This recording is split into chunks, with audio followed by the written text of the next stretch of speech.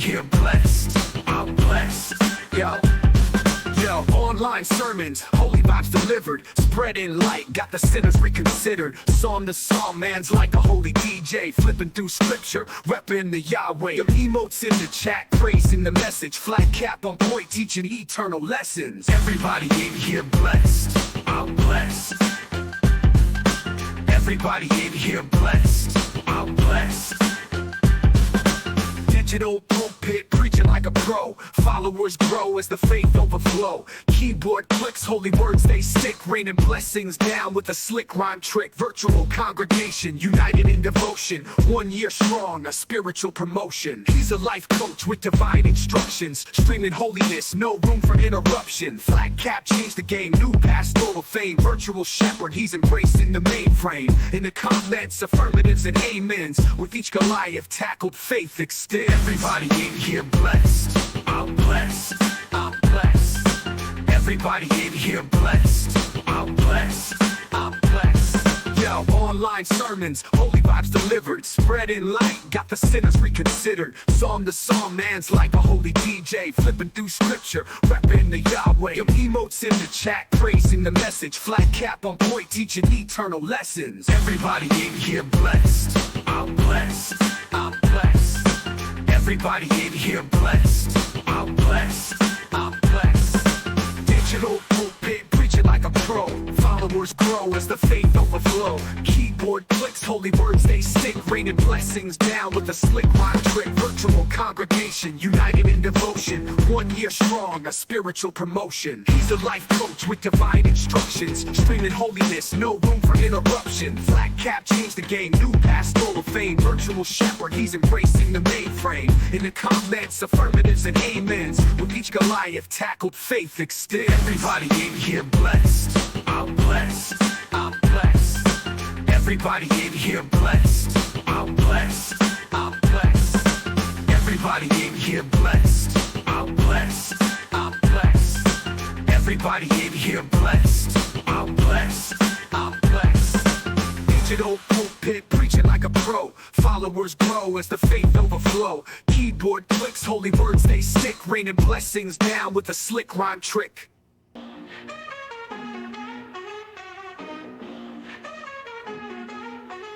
Flat cap pastor dashing through pages.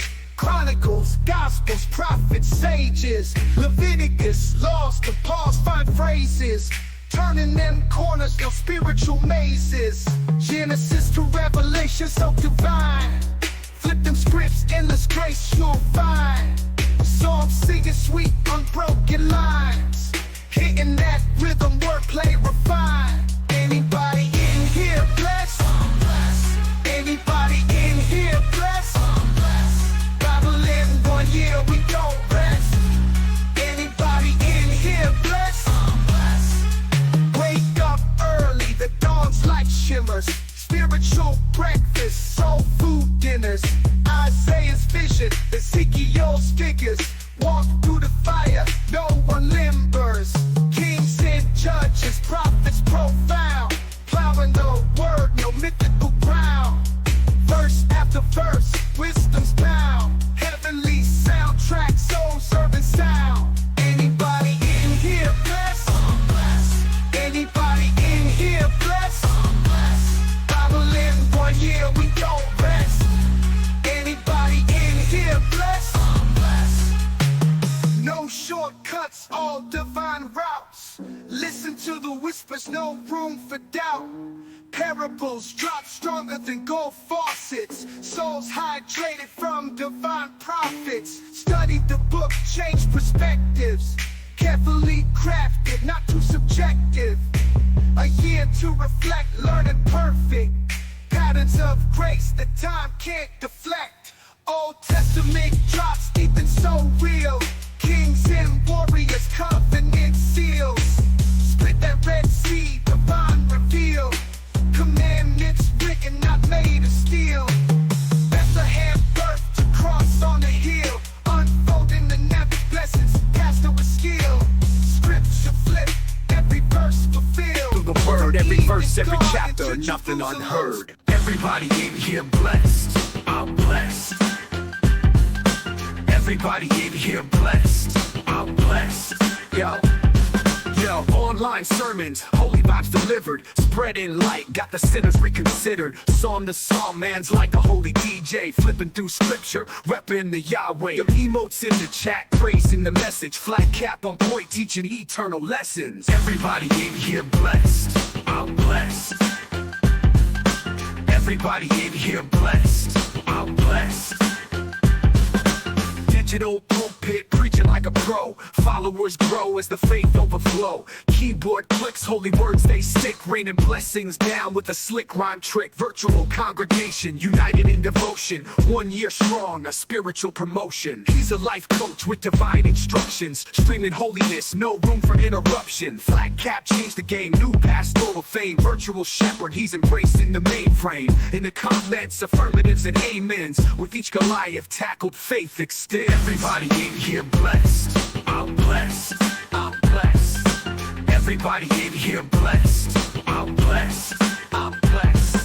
Yo, online sermons, holy vibes delivered, spreading light, got the sinners reconsidered. Psalm to psalm, man's like a holy DJ, flipping through scripture, repping the Yahweh. Your emotes in the chat, praising the message, flat cap on point, teaching eternal lessons. Everybody in here blessed. I'm blessed. I'm blessed. Everybody in here blessed. I'm blessed.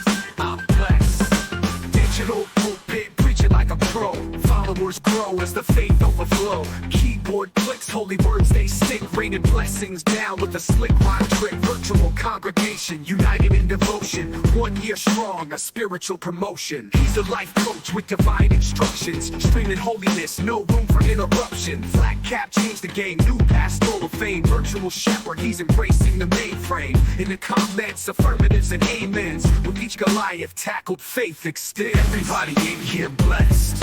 I'm blessed. I'm blessed. Everybody in here blessed. I'm blessed. I'm blessed. Everybody in here blessed. I'm blessed. I'm blessed. Everybody in here blessed. I'm blessed. I'm blessed. Digital pulpit, preaching like a pro. Followers grow as the faith overflow. Keyboard clicks, holy words they stick, raining blessings down with a slick rhyme trick.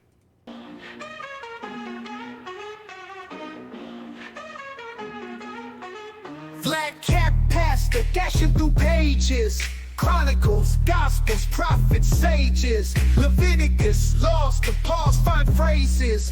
Turning them corners, no spiritual mazes. Genesis to Revelation, so divine. Flip them. Welcome in, everybody. Welcome in.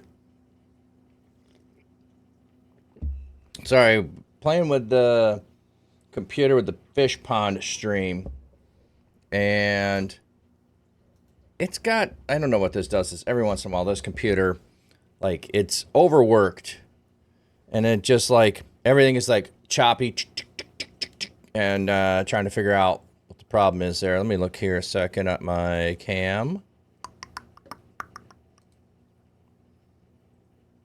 Yeah, we can zoom out. We'll do that. One more. One more. There we go. That'll work. That'll work. Okay. How are we doing, Lucis? You doing well, friend? I hope you're doing well. Hope you had a good holiday weekend.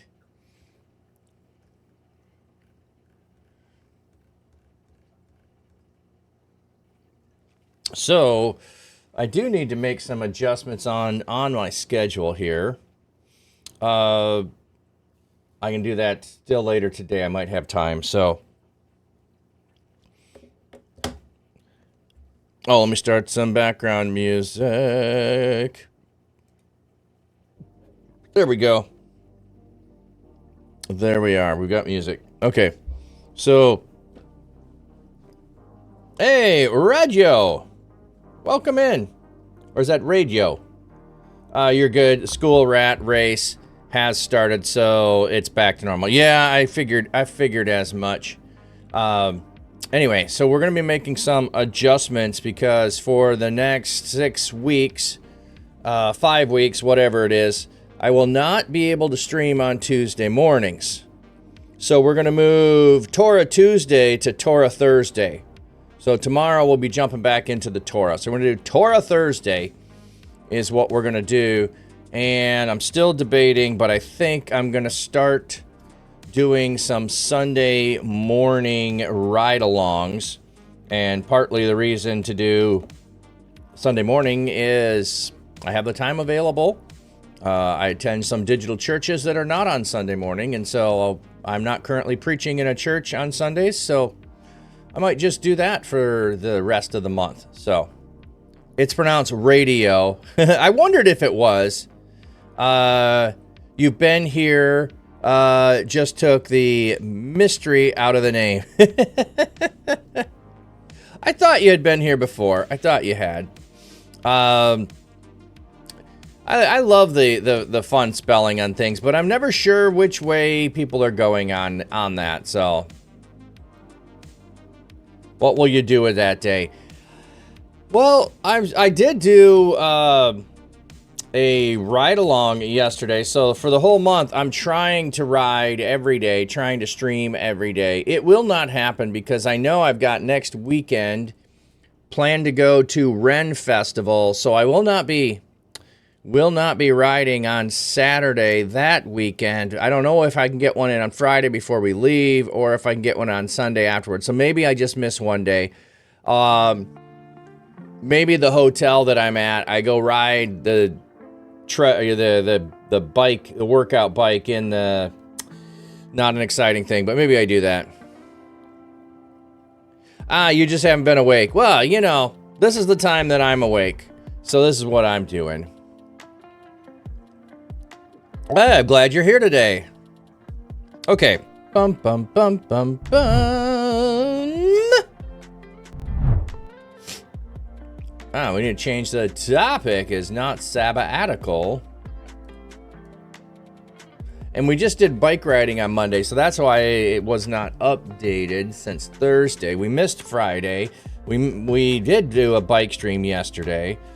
All right, so we are Song of Solomon. If I can spell that. Yeah, it's all O's. That's what I thought it was, but Solomon. My brain went to Song of Saruman. What would Song of Saruman be? Like if somebody wanted to have some fun, be creative, that would be a fun thing to do. Create the Song of Saruman. Love poems for orcs. You know, a love poem about orcs. That would be I don't know if that's what it would be. That's what my brain wants to go to. Okay, so this is in the Bible. I know some people think you need to give warnings about explicit content of some kind. I don't feel like I need to. If it is in here, then it's fine. Yeah, either an orc or a Pokemon. Well, Saruman is Lord of the Rings. He's the one that creates all of the orcs and stuff. So that's why I was thinking orcs. But who would be the one that would do love poems for Pokemons? That's a funny bit. I like that idea. Yeah, Saruman. Maybe you say it different than I do. I slur my vowels. They all sound the same.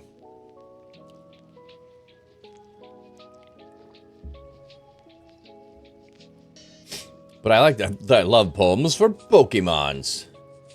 Gotta catch 'em all. Okay. Solomon's most excellent love song. No, just didn't catch that. You're still waking up. Time for caffeine. Okay, yeah. Most excellent. Excellent. Or excellent. Depending on which way you want to go. Bill and Ted's most excellent love song. Hebrew Song of Songs. The genitive construct, Shir Hashirim, is translated literally as the Song of Songs in the earlier versions, Greek, Latin Vulgate, and the Syriac, the phrase may be understood in two ways. The noun is a plural of the number and functions as a genitive composition. The song composed of several songs. That is, the book is a unified collection, hence a singular song composed by individual love songs. See note of the expression lover. The expression may be a superlative genitive construct denoting par excellence. I like the par excellence. Elohi ha Elohim va Adonai ha Adonim. The God of gods, the Lord of lords, means the highest God or the supreme Lord. So it is an expression of greatness, esteem, and composition. The Song of Songs, which is Solomon's Song of Songs, the most beautiful of songs, dedicated to or about Solomon. Solomon's most beautiful song. This is Solomon's Songs of Songs, more wonderful than any other.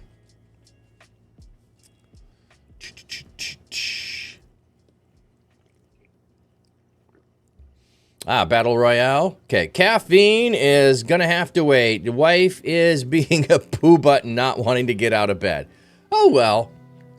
I mean, you could make it yourself. Comfy Hobbit, good morning. Zach Lee, welcome in. Good to have you. Okay. The superscription, Solomon's Most Excellent Love Songs, appears to be a late addition, just as many superscriptions in the Psalter appear to have been added to the Psalms sometime after their original composition. Okay, so we don't need to go into that whole long thing. Good enough. So this intro piece title may have been added later. I will make it myself. She needs to get up for work. Okay. Yeah, I dragged a little bit this morning too, so, you know, I feel that. The beloved to her lover. The introductory heading that identifies the speaker of the poem throughout the song does not appear in the Hebrew text. They are supplied as a translation for the sake of clarity. These notations should not be misinterpreted as suggestions that the songs may be interpreted as drama. Throughout the song, the notation, the lover, refers to the young man, while the beloved refers to the young woman. Since the Song of Songs appears to be a collection of individual love songs, the individual love poems within the collection might not have originally referred to the same young man and same young woman in each case. Just as the book of Proverbs contains proverbs composed by Solomon as well as proverbs composed by other wise men, so the Song of Songs may contain love poems composed by Solomon or written by Solomon, as well as love poems composed or written by other young couples in love. Nevertheless, the final canonical form of the collection presents a unified picture of idyllic love between a man and a woman in each case. The young man in several of the individual love poems is explicitly identified as Solomon, King Solomon, or the king. Some statements in these songs are consistent with royal figure, just as Solomon refers to Tirzah and Jerusalem, and to multiple queens and concubines. It is not clear, however, whether Solomon is the young man in every individual poem, nor is it clear the same young woman is in view in each love poem. In several poems, the young woman is a country maiden working a vineyard. However, the young woman in another poem is addressed as a prince's daughter. The historian notes Solomon loved many women, especially the daughter of Pharaoh. So it would not be surprising if the song devoted itself to only one of Solomon's many liaisons. The song may simply be a collection of love poems written at various moments in Solomon's illustrious career as a lover of many women. Now, why would you say that? An illustrious career? Like, how about his life? Illustrious career. It may also include love poems written by other young lovers that were collected into the final form of the book that presents a portrait of idyllic love of young lovers. I don't know that I see it as idyllic. Because some of it feels like it's not ideal. It sounds like there is problems there. But anyway, welcome to the PG-13 portion of the show, where we talk about the idyllic lover. I don't know, I just having fun saying that today. Oh, how I wish you would kiss me passionately. I don't know why I wanted to go into that voice. May he kiss me with the kisses of his mouth. The phrase, kiss me with kisses, is a cognate accusative construct used for emphasis. Okay. May he kiss me, the shift from the third person masculine singular form, he, his, to the second person masculine forms, your, has led some to suggest that the beloved addresses the friends in 1-2 and then her lover in 1-2b through 4. Better solution is to shift the form of the third person masculine singular to second person masculine singular form is an example of heterosis of a person, a poetic device in which the grammatical person shifts from line to line. The third person is put for the second person. Figures of speech. Most translations render literally a preserve the shift from third to second to third. Okay. There we go. All right, whatever. Don't care about that. Just wanted to know if there were missing and Englifying here and losing the clarity of the imagery, which kiss me with your kisses. For your lovemaking is more delightful than wine. Yeah, the general sense meaning love, dode, normally means lovemaking. Your love is probably not a plural number as an abstract plural. I know, like here you read all the footnotes, it just ruins the poetry. Dode, love, plus second person masculine, okay. Delightful, better than, more delightful. Okay, I see that. The young woman compares the lovemaking to intoxicating effects of wine. A man is to be intoxicated with the love of his wife. Wine makes the heart glad and revives the spirit. So they're going into all these other passages about wine used as a metaphor. Gotcha. The fragrance of your colognes is delightful. You smell good. Your name is like the finest perfume. So, to hear people say your name brings the same delight as a beautiful scent. Like, that's the connotation here. Your name has that. When people hear you say Solomon.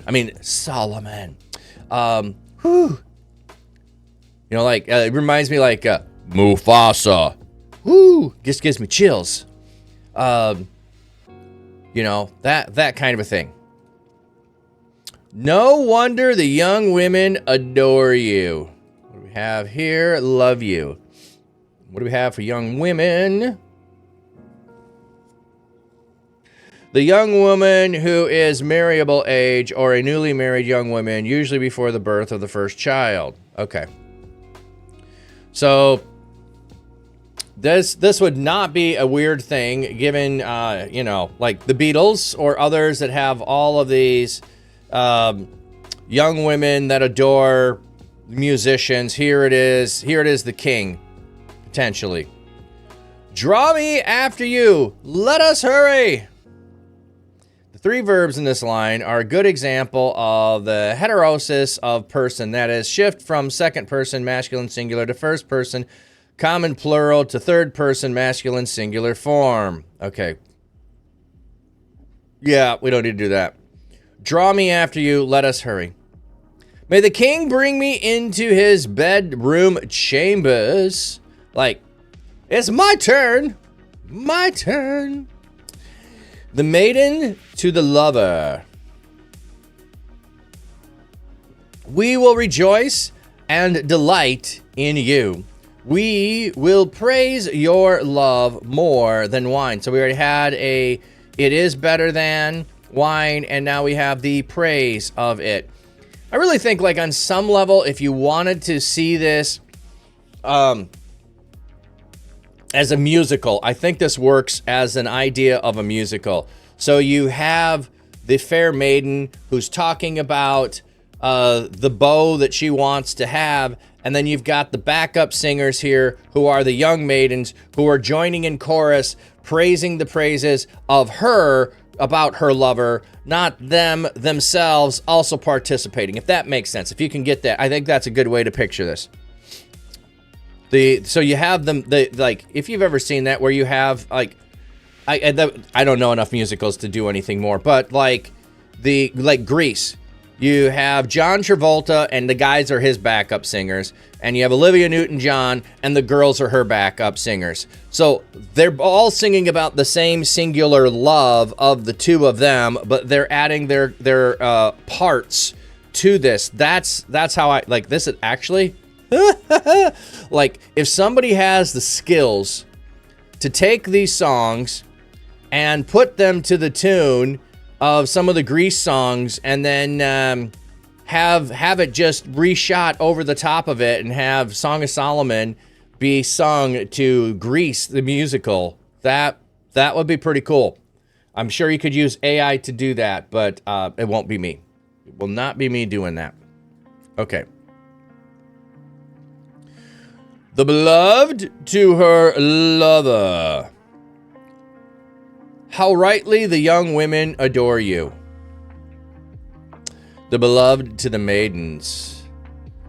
I am dark but lovely, O maidens of Jerusalem. Dark like the tents of Kedar.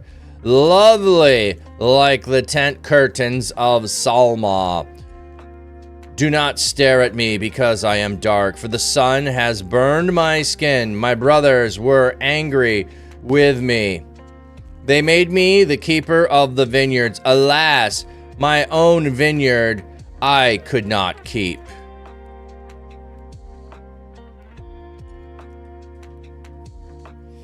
Hey, don't mess up the favorite growing up movie. Use a different. I'm not trying to ruin it. I think that would be pretty idyllic, but I don't know another one.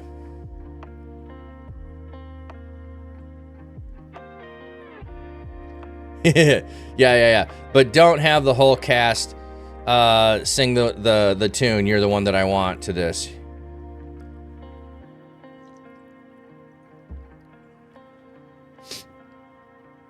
Oh, we got ad breaks. All right.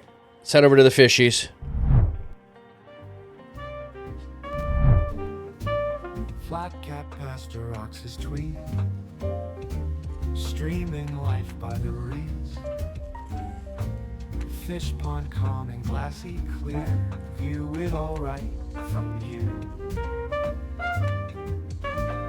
Dapper man with Saxon head plays tunes by his quiet land. Acoustic guitar in the breeze serenades the fish with ease. Watch the fish, they swim along to the rhythm of his song. Flat cat pastor shows the way, stream it live come what may. With his cam he shows it all, little fish both big and small. Life in ponds so serene, nature's beauty on a screen. See the ripples, watch the flow, hear the music, gentle glow. Flat cap's charm and calming tone makes the fish feel right at home.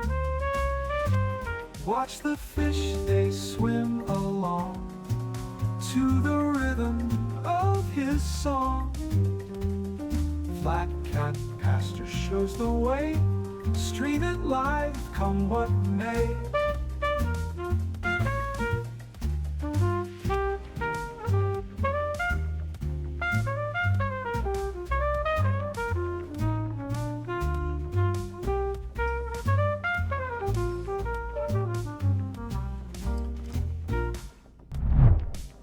Refuse candy shoot.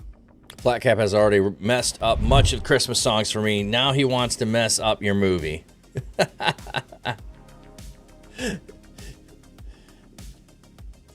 Yeah, well, I don't know.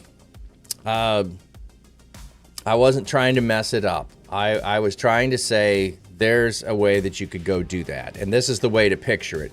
I'm not going to be singing any of these to any of those tunes, so you're not. I don't know those songs enough to do any of that. So, plus I would go back to the original Hebrew and then try to translate one that would fit. You've never seen Grease the whole way through.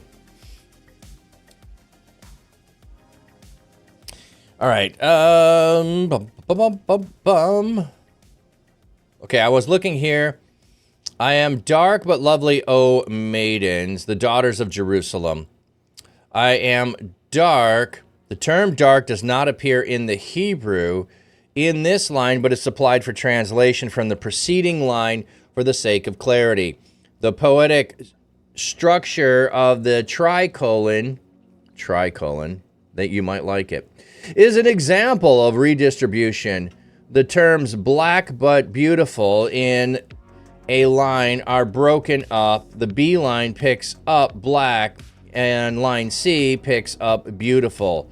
The beloved was black like the rugged tents of Kedar wove from the wool of black goats, but beautiful as a decorative inner tent curtain of Solomon. So the ideal biblical poetry. Okay. The comparison of her dark outdoors appearance to the tents of Kedar is quite fitting for two reasons. First, the name Kedar refers to the ancient Arabian tribe of Bedouin who lived in tents and inhabited a region in North Arabia. Their tents were traditionally woven of the wool of black goats. They were not beautiful to look at. They were rough, rustic, rugged, and weather-beaten. Second, the term black, Kedar, created a wordplay because the root, Kedar, means dark, dirty. The point of the comparison is that the beloved had dark skin and a rugged outdoor appearance because she had been forced to work outdoors, and so her skin had become dark. The term lovely does not appear in the Hebrew, but is supplied in the line for translation for the first line in the verse for the sake of clarity. There is a debate whether the terms tents and tent curtains used here as synonyms or antonyms. The term tent, ohel, is often used in reference to the overall tent assembly with a particular emphasis on the external structure.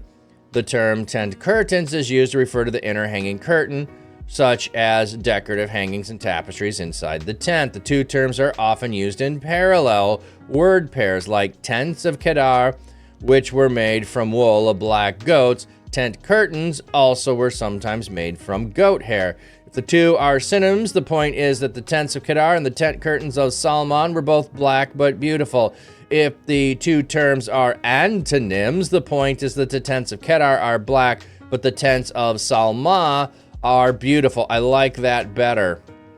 In either case, her point is that she is black, but nonetheless beautiful. Rabbinic Midrash misses the point. What? It views the metaphor in contrasting her swarthy outward appearance with her inner beauty. Just as the tents of Kedar, although outside were ugly black and ragged, yet inside contained precious stones and pearls, so the disciples of the wise, although they look repulsive on the swarthy in the world, yet within them knowledge of the Torah scriptures, Mishnah, Midrash, and the others. Okay. I don't think that misses it. That's another way to look at it. The outward of the tents you don't always think is beautiful, but the inside of the others you do think them as beautiful, maybe more luxurious. Okay. What about Cats? I think I'd probably rewrite the whole musical and make it biblical. Dude, awesome idea. I don't know the musical Cats enough. All I've ever seen is the commercials they used to have, where they would have the cast of Cats doing public service commercials. That's all I know of Cats. We are dating ourselves by mentioning the Grease movie. Well, yes. How can you be dating yourself with a timeless musical? Your niece knows the movie by heart, along with Anne of Green Gables. Yeah, funny how sometimes I hear my middle-aged daughter sing a song from my time, and I tell her to stop, that it's not the song for your time. Well, on the other hand, I made sure my kids knew all the old good songs, and then they turned on me. And they listen to things from this century. I just don't understand. When there was perfectly good music from the 70s, 80s, and the 90s, why would you waste all of those good songs by listening to something new? I don't understand. I don't understand. I'd prefer that music. The music from nowadays kind of stinks like camel poo. I think it's just the way every generation is. There are the music that you grow up with, and there's a level of timelessness, and you might get then pigeonholed into one genre where you can keep up to date, but not across the board. I don't think. Well, there's some people that they're music people. They'll like it all. Not me. I've always been picky about my music. Okay. So the beloved to the maidens. So she's talking to the maidens about how I'm not beautiful, or I am beautiful, even though all the things that you would judge me on, I've got problems against me. So here, when they were picking up that this is potentially from Kedar region, and maybe she's from that region, I think by inference, but there's other people who think that this is the Queen of Sheba. So there's people that think, and this is a historical thought, that this is a love poem about that maybe is involving the Queen of Sheba and Solomon. So, bum, bum, bum, bum. The beloved to her lover. So she was singing to her maidens. Now she's going to sing to the lover. Tell me, oh you whom my heart loves, where do you pasture your sheep? Where do you rest your sheep during the midday heat? Tell me, lest I wander around beside the flocks of your companions. Okay, so they're not even going to make any reference to the idea of what is the metaphor of pasture your sheep. I think that's an alluding to,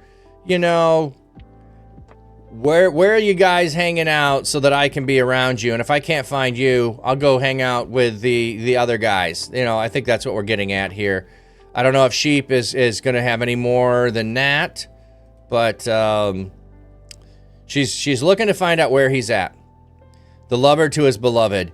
If you do not know, oh, most beautiful of women, simply follow the tracks of my flock and pasture your little lambs beside the tent of my shepherds. So where are you going to find me? So maybe if we were going to do this, well, let's just go back to Greece. Hey, where do you park your cars? Where are your cars? Where do you do your racing? I don't know where you do your racing, so I can go watch your racing. Where are you and the boys hanging out? That might work. The lover to his beloved. Oh, my beloved, you are like a mare, like Pharaoh's stallion. Your cheeks are beautiful with ornaments. Your neck is lovely with strings of jewels. We will make for you gold ornaments studded with silver. Okay, so now like Pharaoh's stallion. So perhaps is this Pharaoh's daughter? Pharaoh's daughter could have been made black because she was out in the sun, though also Bedouins could have too. So it's just darkening, and I think you can only think of it as dark skin. You don't have to think of black entirely. But again, referring to her as someone beautiful.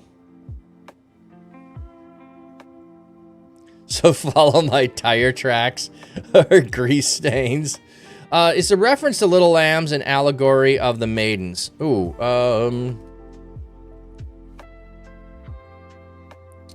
yes, I think so. I think radio.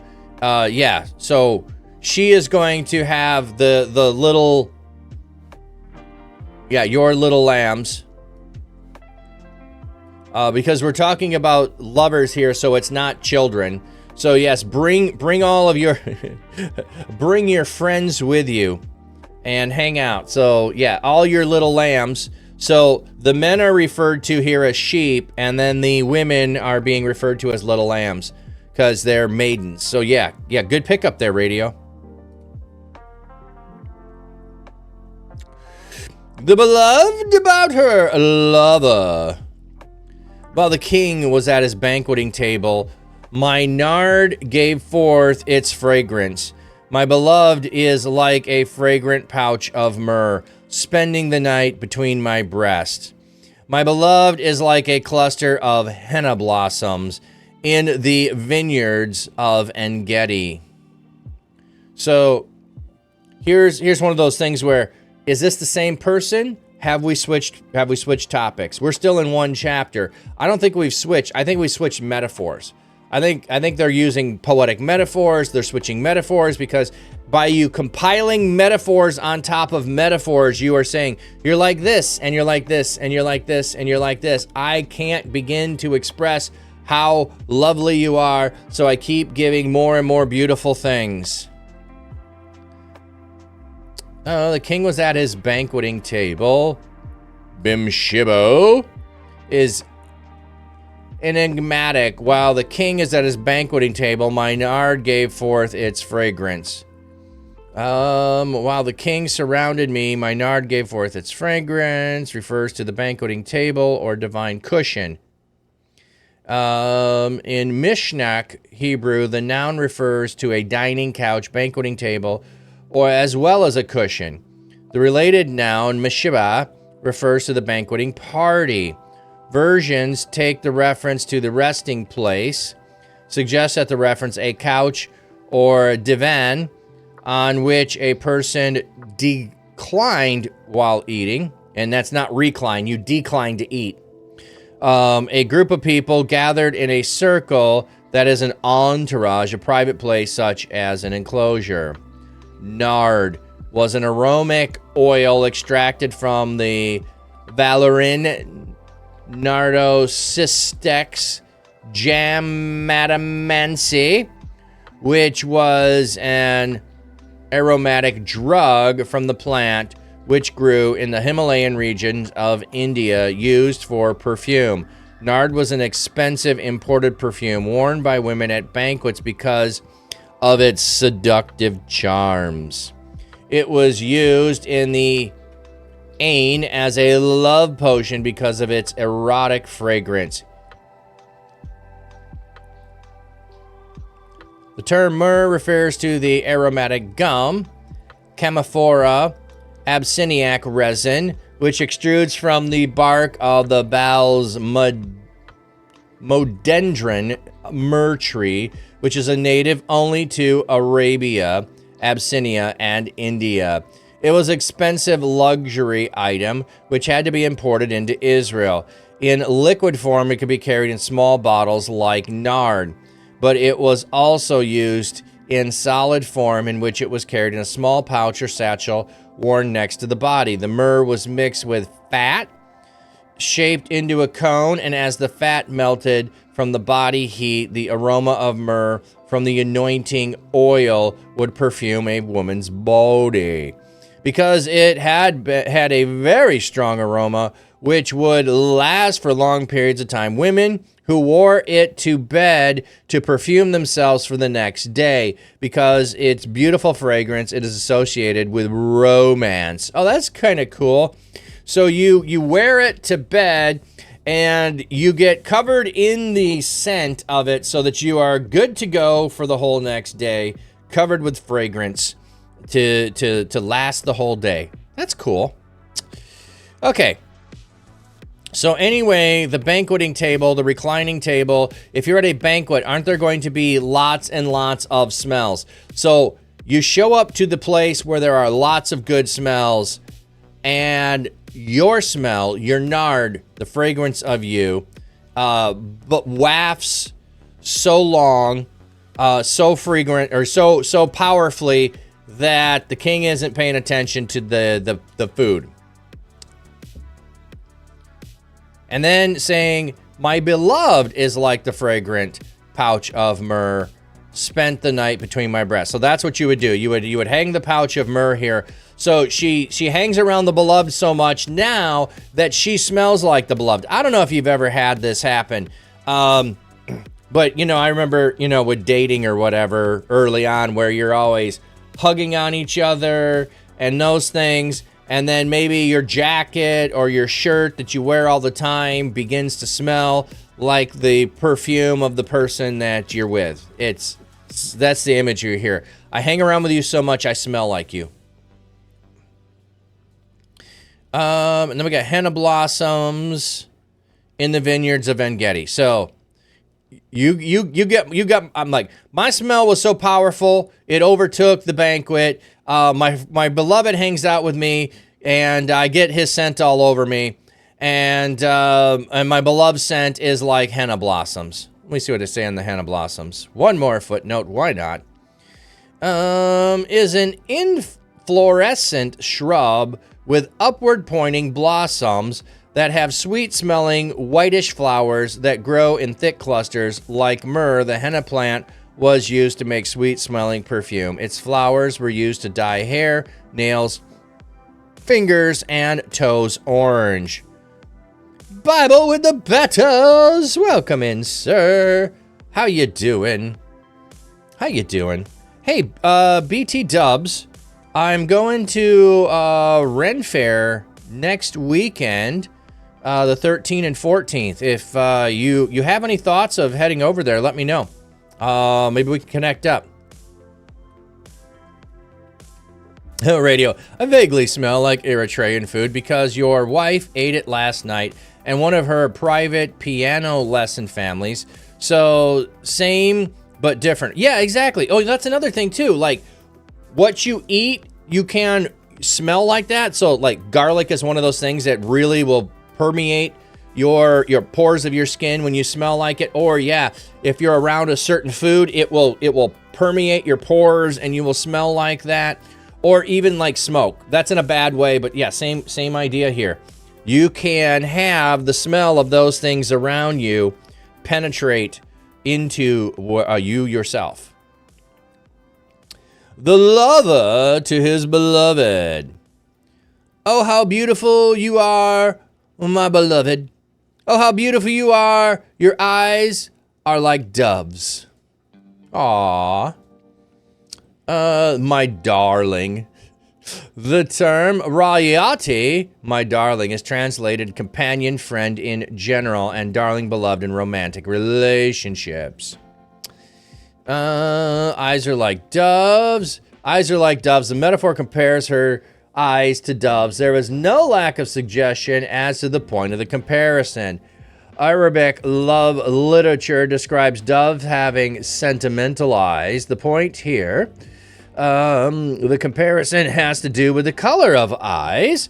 The comparison has to do with the glistening color of the dove and its quick movements. That is, her eyes had beautiful color and lively motion.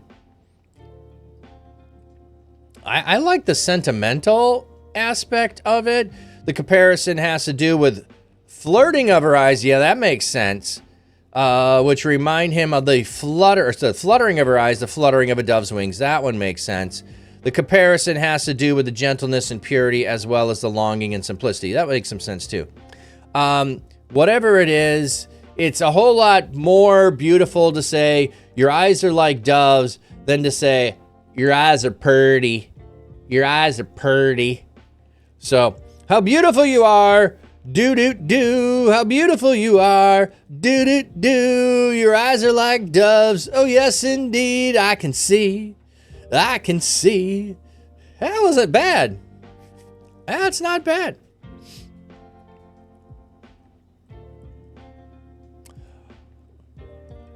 The beloved to her lover. Oh, how handsome you are, my lover. Oh, how delightful you are. The lush foliage is our canopy bed. The cedars are the beams of our bedroom chamber. The pines are the rafters of our bedroom.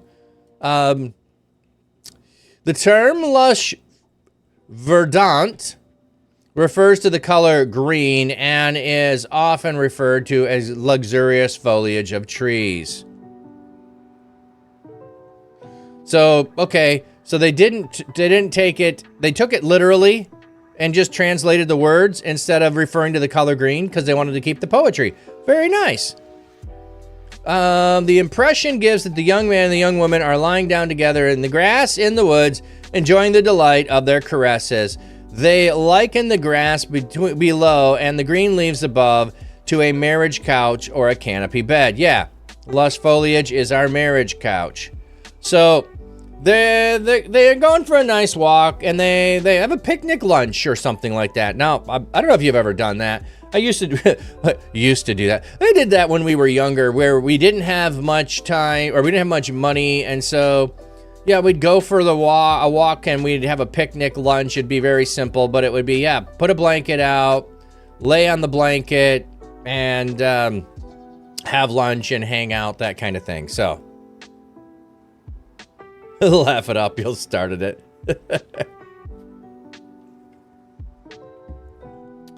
So, yeah, it's more funny making me try to sing it. Yeah. Okay. The beloved to her lover. I'm a meadow flower from Sharon, a lily from the valleys. Snip me off and take me home. Oh, wait, sorry. A meadow flower, meadow saffron, or a crocus. Okay, Rose of Sharon is what I've often heard, so not going to go into details there. She's purty. I am purty. I am purty. Look at me. I am purty. The lover to his beloved, like a lily among the thorns, so my darling is among the maidens. Like, you want to know how to impress a gal? Like, here you go. Like a lily among the thorns, so is my darling among the maidens. Like, why are you hanging out with all those hags? Why are you hanging out with all those hags? The beloved about her lover. Like an apple tree among the trees of the forest, so is my beloved among the young men. I delight to sit in his shade, and his fruit is sweet to my taste. I think here we're just talking, perhaps caressing and kissing. That's all we're doing. We got ads coming in. You also know what it means to be a gamer. And you know what it means to try to share Jesus in that space. I mean, you're doing it. You're in the lobbies, you're on Discord, you're in game chats, you're trying to be encouraging in your live stream chat, you're trying to bring hope into that stream. You're praying for the person behind the handle. Gaming might be the medium, but discipleship is the true mission. And you feel like you're doing this by yourself. But imagine you weren't doing it alone. You've got backup. Imagine you were equipped and resourced and linked with others who know that discipleship can happen where you're at, where other players are gathering. Imagine that your passion is coordinated. You can have fun and be intentional on your streams. What if there was a summit built just for you, for digital missionaries in the gaming world? What if you were not just playing together, but you were actually building the kingdom together? That is DMCon, a digital space for gamers who disciple and disciples who game. If you've ever questioned whether games could be sacred ground, this is your confirmation. The digital spaces you inhabit can become communities of belonging, healing, and gospel transformation. Jesus is already in the game. Let's discover where together. You're not alone. Come and see who else is with you right now. Register for DMCon today.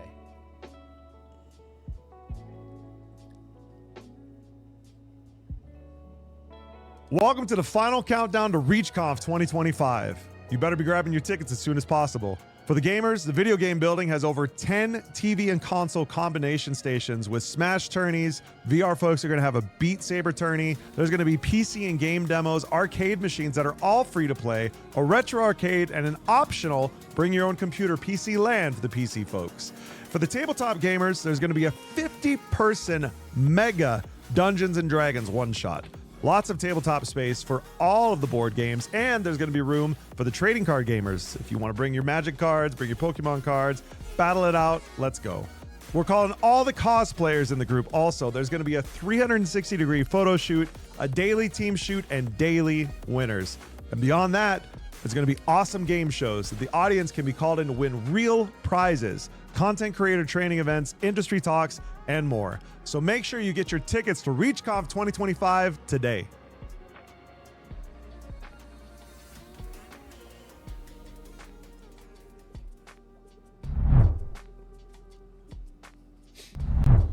I need to work on a short reel today or this week. I got till Friday to get that to promo Reach Conference. And if you're interested, use the code FLATCAT for $5 off if you're going to go.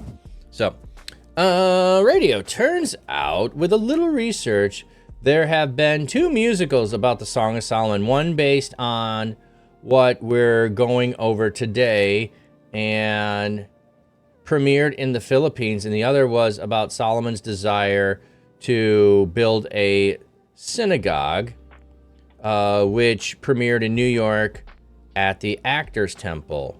Oh, interesting. Interesting.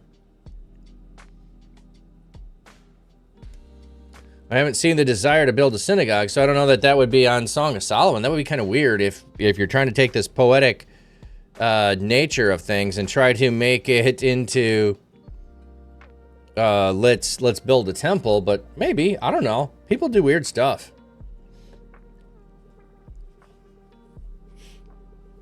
And I was just thinking, like, you know, with I still got my sleep band on. I need to take that off. With AI, there's a lot of ability to take and, you know, have it create something for you. So, okay. Bum, bum, bum, bum.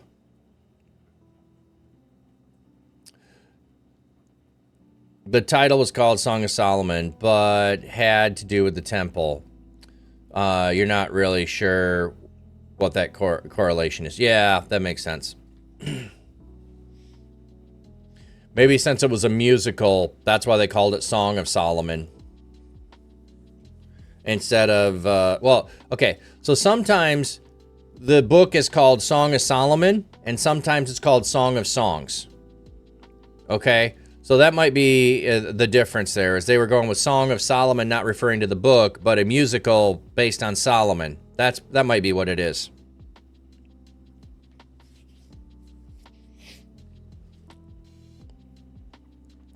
The beloved about her lover. He brought me into the banqueting hall, and he looked at me lovingly. Okay. The Masoretic text vocalizes the noun degal with a third-person masculine suffix. His banner over me is love. How? Yeah, I'm familiar. I don't know if you know the song. Like, there is a song about the Song of Solomon. Let me see if I can find it, actually. What do I have here? Okay, I was looking that up for some reason. Let's just go to YouTube.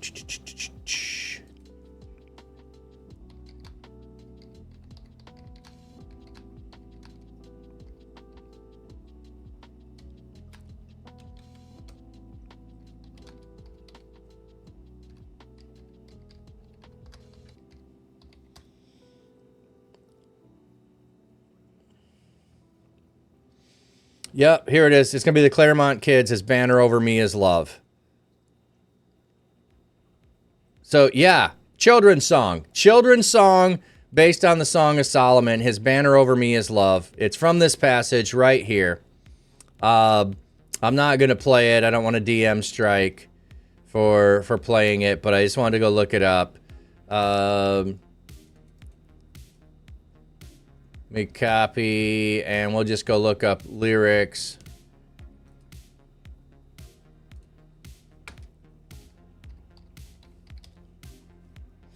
He brought me to his banqueting table, and then you echo it as banner over me is love. I'm his beloved, and he is mine. I'm his beloved, and he is mine. His banner over me is love. We can feel the love of God in this place. We believe your goodness. We receive your grace. We delight ourselves at the table of God. Like, look, it's like you took this phrase out of a love poem and you made it into a little kid's song. Let me see what this one has.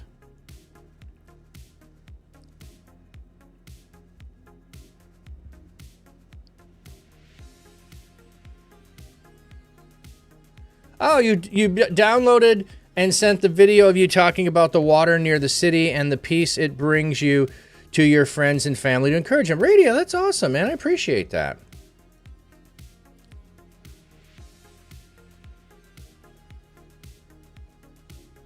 I don't want to download for free. Just, yeah. Okay, they just had the same part there. Okay. Picked the wrong. I chose poorly.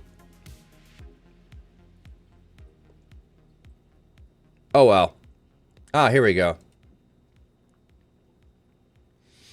I am my beloved's and he is mine. His banner over me is love. Repeat, repeat, repeat, repeat. Repeat it one more time.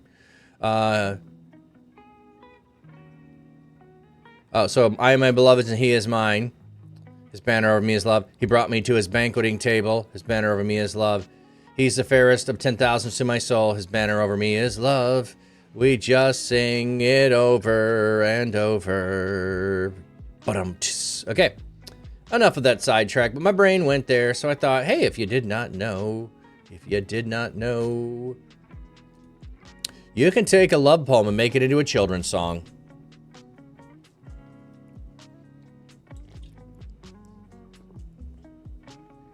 You don't remember repeat lyrics? Oh, man. Yeah, when you do the kid song, it's like 20 million times repeated over and over again. Okay. Yeah, those words. I know what you meant. Okay. Okay, so he brought me to his banqueting hall, and he looked at me lovingly.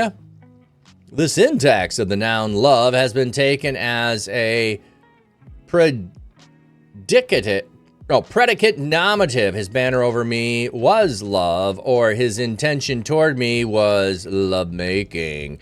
Genitive attributive, his banner of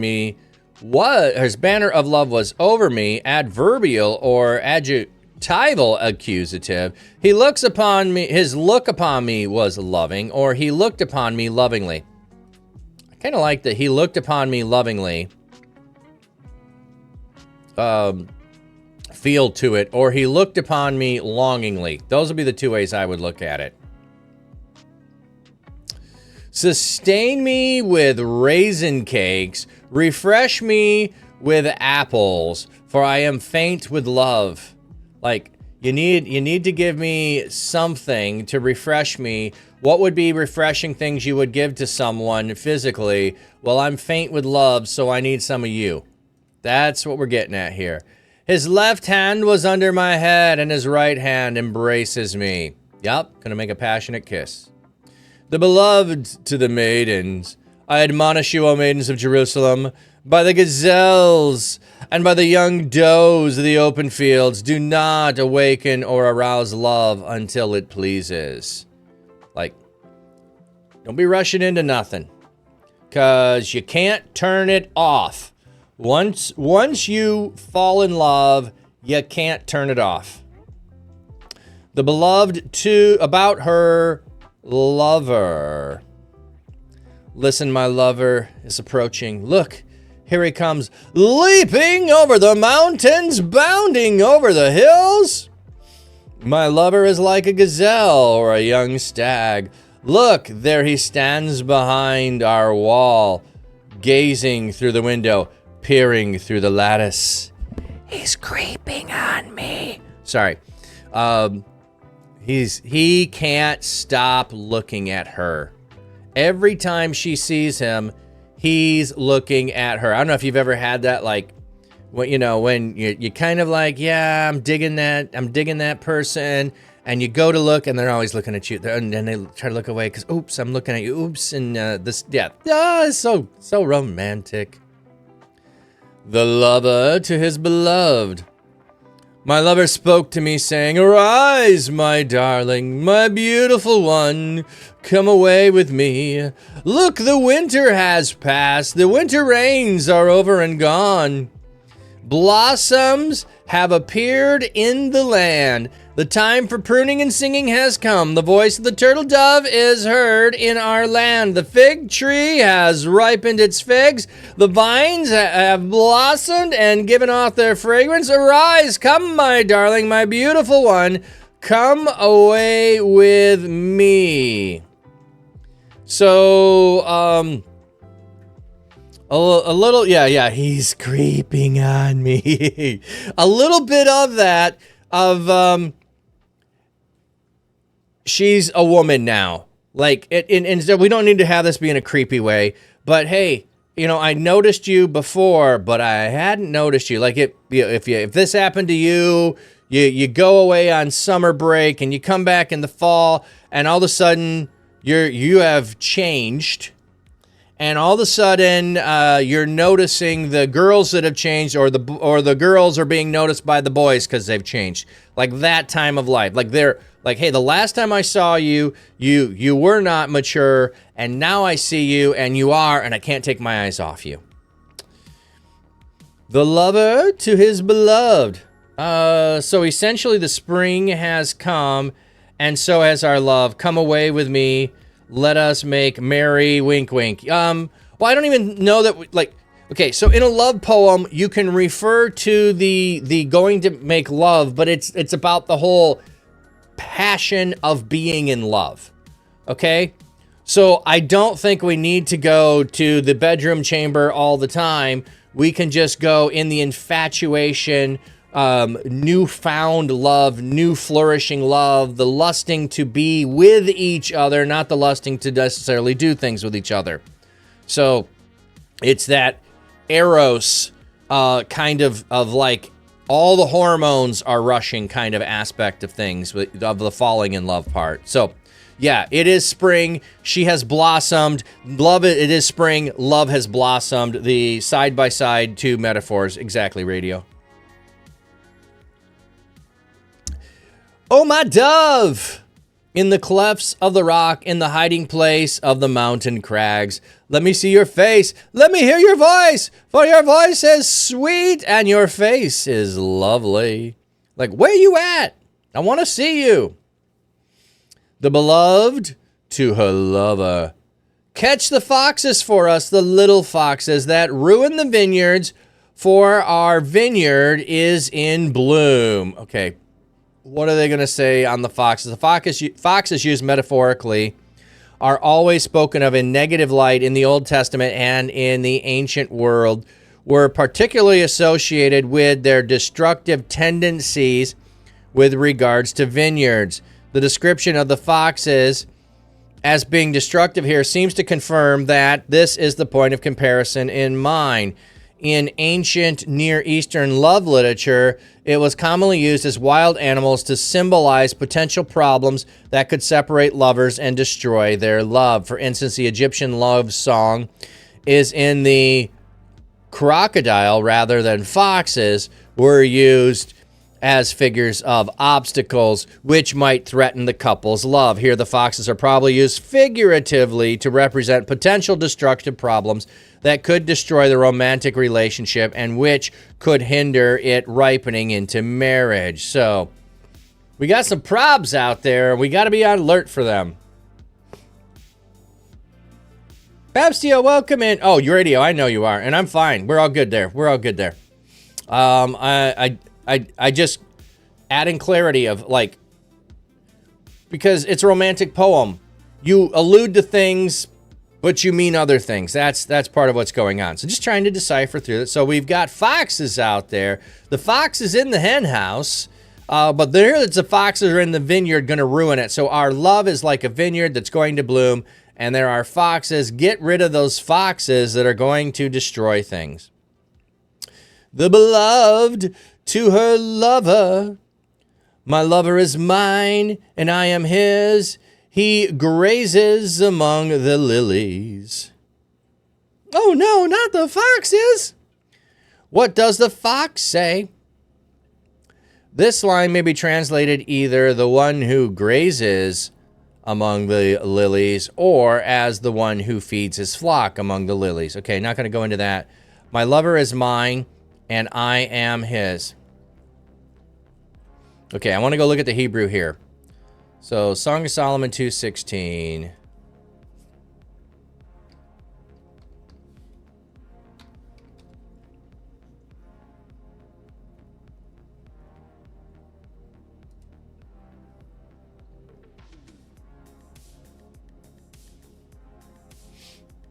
Okay, so literally, you have Dode, my beloved.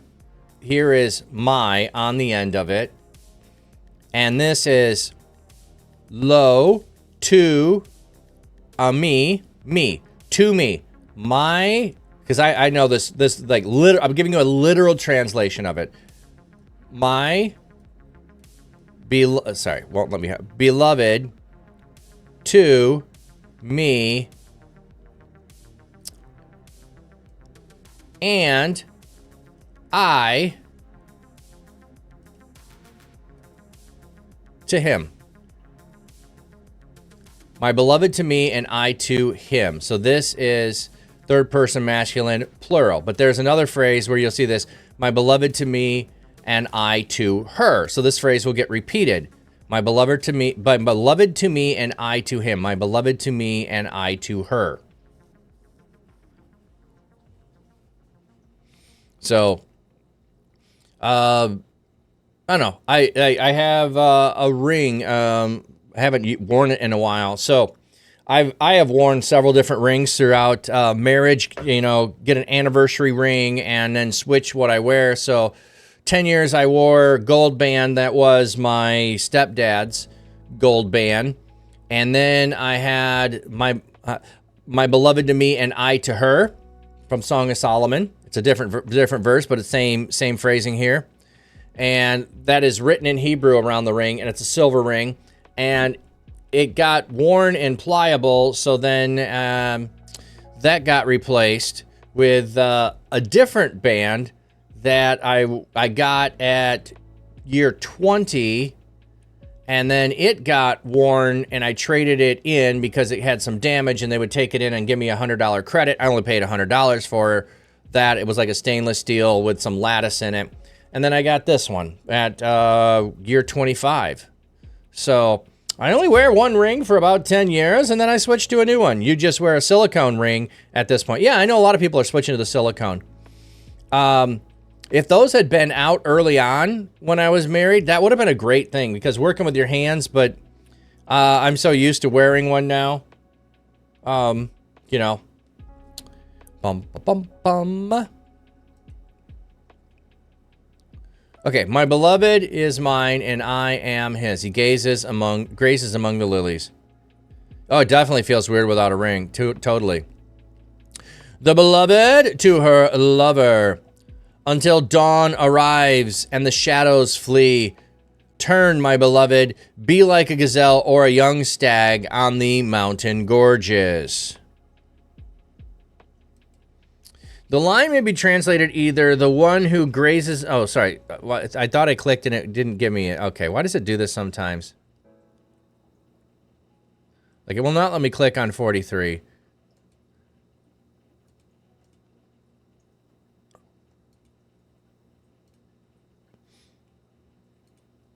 Okay. until the day breeze, which is figurative, personification, the morning, that is, the time when the day begins its life. The shadows flee is figurative personification of the dawn, the time when the dark shadows of night disappear, or the shadows of evening which lengthen are just fleeting. Okay, so until dawn, like, you need to skedaddle. Like, you can't be around here until daylight, okay? Okay. Can't be hanging out. Maybe that's the image there. Okay. My beloved to her lover. All night long on my bed, I long for my lover. I long for him, but he never appeared. So she just told him to go away. Now she's on the bed longing after she's told him to go away. I will arise and look around throughout the town and throughout the streets and the squares. I will search for my beloved. I searched for him, but I did not find him. That's not a great thing to go do at night. The night watchman found me, the one who guards the city walls. Have you seen my beloved? Scarcely had I passed them by when I found my beloved. I held on to him tightly and would not let him go until I brought him to my mother's house, to the bedroom chamber of the one who conceived me. Now, this kind of sounds gross to us, but this is a common thought that you would go into your mother's tent. It's an imagery of the fertility going to be passed down to the next generation because your mother was a blessing to give birth to you. So you go into your mother's chamber in order for that to happen, whether it's metaphorical language, more likely than figurative. But you often, when you're going to refer to having children, it's your mother's house or your mother's tent rather than your father's. So, radio, you're considering that, but you ordered your wife's ring and it came with an extra jewel. So you're thinking about having the jeweler friend custom ring with it. Oh, that's cool. And with custom rings, sometimes that you can just order a ring and have it set. So I've done this with earrings a couple of times where I had a couple of stones, like we had a bracelet and it needed to get shortened for my wife. So that left 2 extra stones. We had those made into a couple of earrings. And then another time we bought 2 stones that were loose stones and we had those made into earrings. But yeah, absolutely. Making a custom thing is kind of cool. The beloved to the maidens. I admonish you, O maidens of Jerusalem, be like the gazelles and by the young does of the open field. Do not awaken or arouse love until it pleases. So another reminder, like once you start falling in love, it's going to consume you. Love will consume you. It is all consuming. I mean, it's what you're going to think about, the person, all day long. You're going to get up and do silly things like wander around the streets at night because you're wondering where he is. So you're going to go do something risky like that because of and for love. The speaker. It is not certain whether the speaker here is the beloved or not. Okay. Who is this coming up from the wilderness, like a column of smoke, like a fragrant billow of myrrh and frankincense? Every kind of fragrant powder of the traveling merchant. Look, it is Solomon's portable couch. The term refers to the royal portable couch spread with covers, cloths, and pillows. The Hebrew noun is related to the Ugaritic bed. The term bed couch itself refers to a number of similar but kind of pieces. The bed of a common person found in the bedchamber for reposing and sleep at night. Okay, it's a bed. It's a couch. It's a bed couch. It is surrounded by 60 warriors, some of Israel's mightiest men, all of them skilled with a sword, well trained in the art of warfare, each with his sword at his side to guard against the terrors of the night. Solomon made a cedar chair for himself of wood imported from Lebanon. Its posts were made of silver. Its back is made of gold.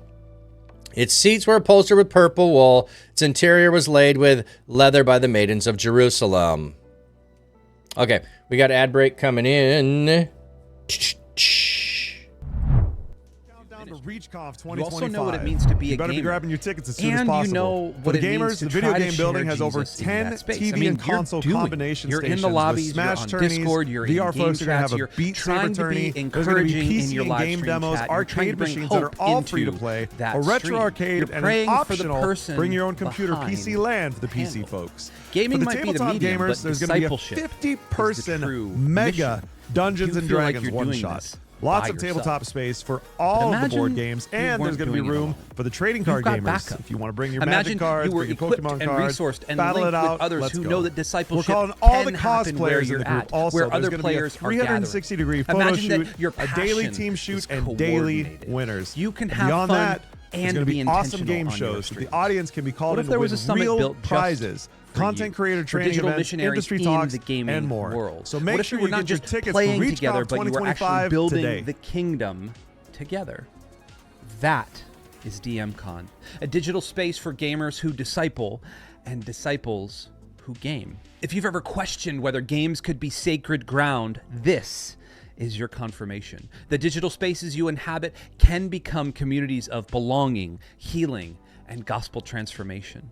Jesus is already in the game. Let's discover where together. You're not alone. Come and see who else is with you right now. Register for DMCon today.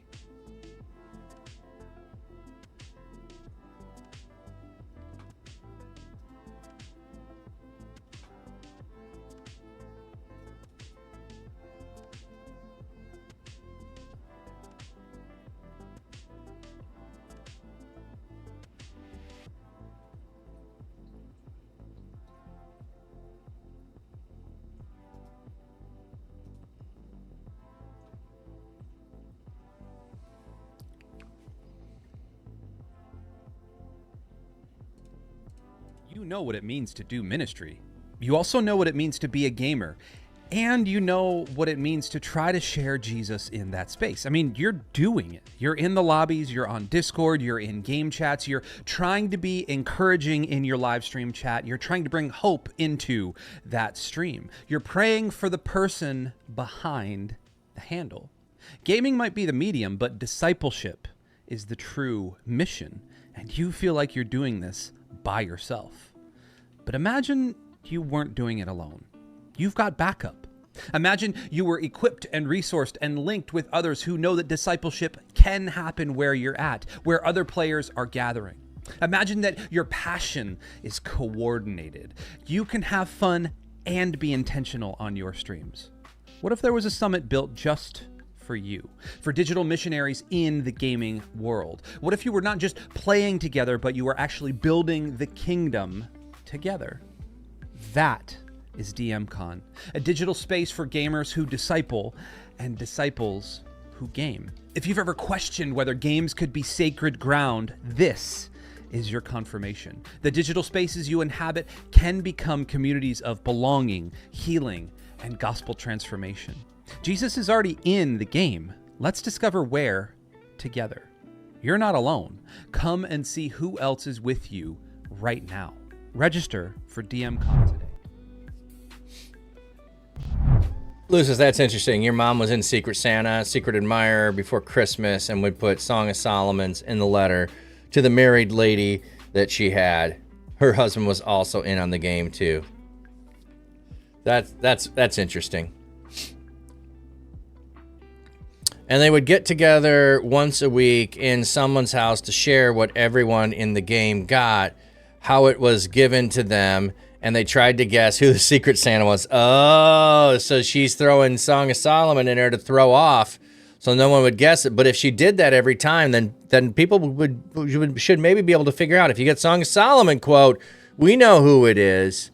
We know who it is. It's Mama Lucis.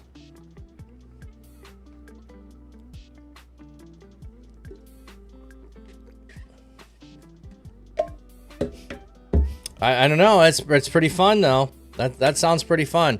we do white elephant gift with my kids. We don't do Secret Santa. Like, I remember back when I was a kid, that's how it would work with my uncles. You would all put your names in a hat and you would just draw one person out. So you would do a Secret Santa in the family, so you didn't have to buy for everybody. You just picked out, you got one family and you only bought for one family. But we do white elephant, so it's a gift that is little to no value, sometimes something of value with it, and you might like it, you might not. Like, my son one year bought hams. He thought this was the most hilarious thing to give who wouldn't want a ham? I ended up stuck with the ham. I did not want the ham. Somebody else, would gift popcorn or chocolate. But there's also the re-gifted gifts that keep getting regifted, like the smoke alarms that have been unopened and are from 1998. So those smoke alarms have been around for a while. They keep getting regifted. That's part of the fun thing is, ooh, who's going to get regifted? So you usually regift and then you put in something new with it that won't get regifted. So you don't just totally get stuck. For a while, my in-laws didn't quite understand what white elephant was. So they kept putting in, like $20 gift cards. And so my kids would fight over trying to win it, because you can steal. You can open a new package or you can steal. So we do Dirty Christmas that way. So you can steal a gift. And you can steal it twice. The third home, it's permanent. It can't be stolen anymore. Can't be stolen after the third time. So,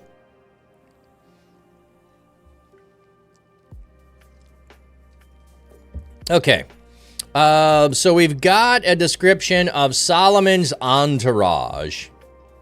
Come out, O maidens of Zion, I was only one verse from finishing it. Oh, man. And gaze upon King Solomon. He is wearing the crown with which his mother crowned him on his wedding day, on the most joyous day of his life. The day of the joy of his heart. The genitive construct phrase, the noun joy, functions as a descriptive genitive of attribute. That is, the genitive identifies the outstanding quality of the construct noun, the joyous day, the day characterized by joy. The second genitive cognitive phrase, joy of his heart, is a subjective genitive, his heart rejoices. Why don't you put that in there? That's more lovely than the most joyous day of his life. Come on. All right, King Solomon, I'm a Freemason. Lane, welcome in. The lover to his beloved. Please keep your family in prayers as you're putting your grandmother on hospice tomorrow. She's currently in the hospital and her organs shutting down. Lane, I'm sorry to hear that. I hope that your experience with hospice is a blessing. I have known people who have been on hospice for hours and passed quickly, and that was a blessing. And I've known people that have been in hospice for years and walking alongside of them. So I know part of the journey you're on, and let's just pray for you. God, we're just lifting up Lane and the family as grandmother's going to be put on hospice. May they be able to spend time together sharing, before she passes, fond memories and stories of mom and grandma. And may you just give them a time of bonding together. And may you give them time to reflect and talk about life and faith and all things in this time as she is frail and failing in health. May you walk alongside her in the care that she receives, and may that be a blessing upon her. May they do everything they can to bring her comfort and peace. We pray this all in Jesus' name. Amen. You had running jokes with a frying pan when we would get their name and the pan would go back and forth almost every year from your house to theirs and vice versa. Yeah, between your parents and in-laws and us. Yeah. Oh, you're welcome, Lane. Absolutely, man. It can be tough, but also, savor the ability to know the end is near and to walk through that instead of a sudden unexpected event. So that would be my not pastoral advice, just friend to friend advice.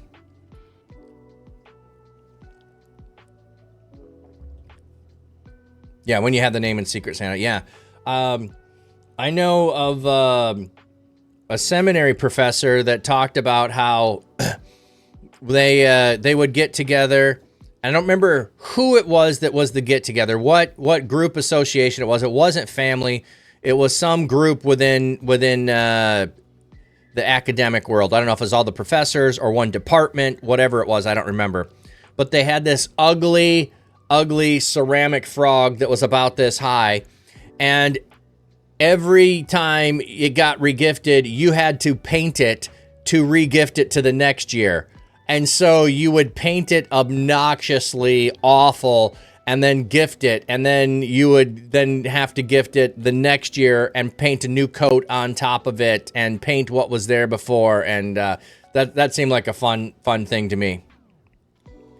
I tried to do that with, I got gifted a squatty potty. Okay, so I got gifted a squatty potty. If you don't know, it's a little stool to put at the feet, at your feet at the toilet. I got gifted that. So I decorated it with racing stripes and other stuff. I don't remember what all it was, and regifted it. And the cousin who took it, nephew who took it, was really excited, but they don't live in the state. And so when they came next year for Christmas, they didn't bring it back. Actually, I think they're the ones that gifted it, and I ended up with it. And then when I decorated it, he was really excited and wanted it back, and he got it back, but then didn't end up getting regifted again. Lane, I seen you were reading Song of Solomon, and as a Freemason, it sparked your interest in Freemasonry is based around the building of Solomon's Temple, but that's First Kings, yes. Yeah, that's First Kings, not Song of Solomon. All right, let's see if I can get through chapter 4. The lover to his beloved. Oh, you are beautiful, my darling. Oh, my darling. Oh, my darling. Oh, you are so beautiful. Your eyes behind your veil are like doves, I've said before.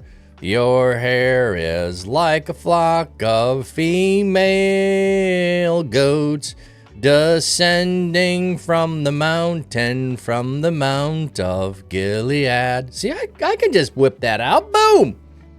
Oh, my darling.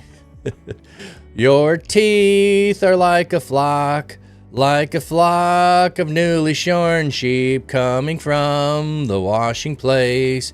Each of them has a twin, and none of them missing. Oh, wait, we're talking back to the teeth here. I was confused. How do the sheep have a twin? So singing "Oh My Darling" does fit here. You got some pretty teeth, and you got them all. You got them all. They all got the upper and the lower and the right and the left. You got a twin there for your twofers. There's not one of your teeth missing. Your lips are like scarlet threads. Your mouth is lovely. Your forehead behind your veil is like a slice of pomegranate. Your neck is like the Tower of David built with courses of stones, and 1,000 shields are hung on it. All shields of valiant warriors. Okay, wait. Scholars debate whether this refers to the interior wall of the tower upon which the warriors have hung their shields. When not in use, the external upper wall of the military fortress upon which the warriors would hang their shields to add to the protection during battle. A few scholars suggest that what is in picture here is the internal walls of the tower and is based on Ezekiel. Posit that the ancient world there was a practice in which mercenaries who had joined themselves to the king would hang their shields up in the fortress wall as a sign of allegiance. Following Krim Dir suggest The custom of hanging shields on the tower was symbolic of the warrior's allegiance to and the valor of a particular king. Crime suggest I don't know if it's Crim. Crim suggests that the point of the comparison of his phrase would be something similar to the following. Just as the fame of Tyre attracted mercenaries, the fame of the Tower of David also attracted soldiers to come and enter its service. The shields hanging there show that they have given their allegiance to the tower. Your neck is like a tower. It is so beautiful that it could win the allegiance of 1,000 heroic soldiers, like Helen of Troy. We would then translate something like, your neck attracts men as the Tower of David attracts warriors. 1,000 heroic soldiers would swear allegiance to your beauty. Deer suggests that the point of the comparison is the bride's neck was so beautiful that the mighty warriors from near and far would have given their allegiance to her. It is as if he were saying that the soldiers would be willing to surrender their shields to her beauty. I like that. On the other hand, most scholars suggest that it refers to the common practice of the ancient Near East of lining at the top of the wall of the military fortress with shields behind which the soldiers could stand and protection, leaving both hands free with bow and arrow. This is supported by the ancient Near East, the picture, blah, blah, blah, blah. We got a long, oh my goodness, such a long, oh my goodness. Look at how long this footnote is. Just about your neck is amazing. Like, you got a stunning neck. Stunning. Stunning, baby.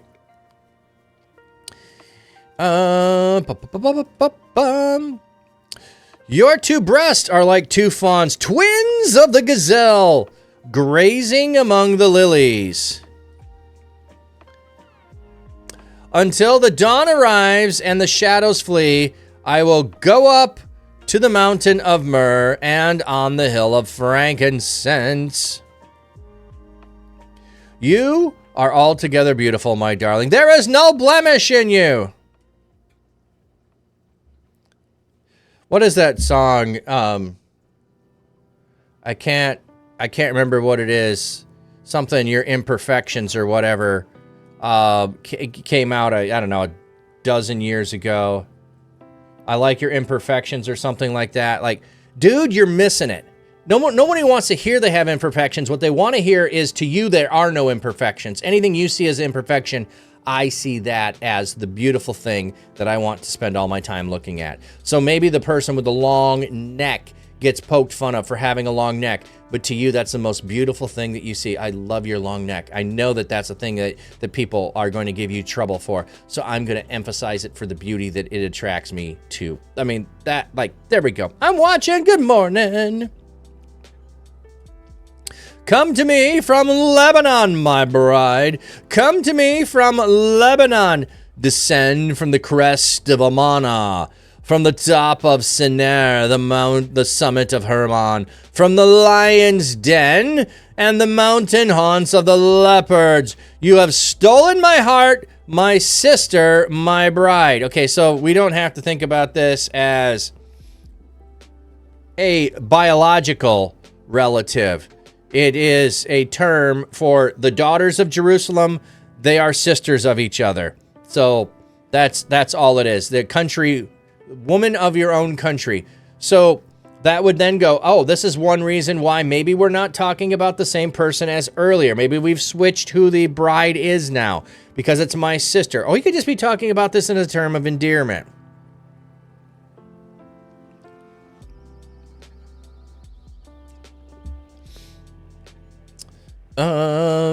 You have stolen my heart with one glance of your eyes, those dove eyes, and with one jewel of your necklace. How delightful is your love, my sister, my bride. How much better is your love than wine? Like, look, it's like at least the third time that love is better than wine has been compared. Or wine has just been compared. The fragrance of your perfume is better than any spice. Your lips drip with sweetness like the honeycomb, my bride. Honey and milk are under your tongue, and I'm gonna get it. No. The sweetness of your kiss is just as refreshing as as milk and honey. The fragrance of your garments is like the fragrance of Lebanon. Again, so we've got fragrance is a motif that keeps coming up, keeps coming up, keeps coming up. The lover to his beloved. You are locked. You are a locked garden, my sister, my bride. You are an enclosed spring, a sealed up fountain. Your shoots of your royal garden, full of pomegranates with choice fruits. Henna with nard and saffron. Calamus and cinnamon with every kind of spice. Myrrh and aloes with all the finest spices. You are a garden spring, a well of fresh water flowing down from Lebanon. So he's picking Lebanon as his metaphor here. He's going to keep referring to the finest, the most beloved things, the most elegant things, the most luxurious things. You're all that and a bag of chips. That's what he's saying to her. You're all that and a bag of chips.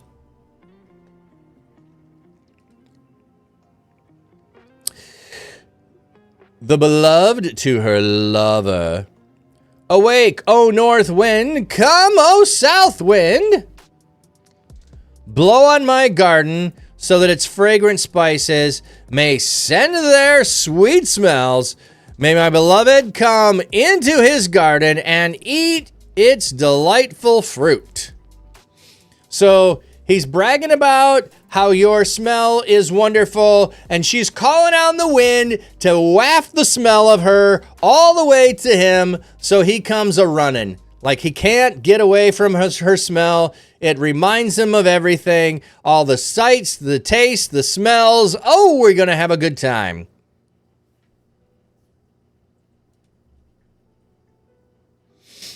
The lover to his beloved.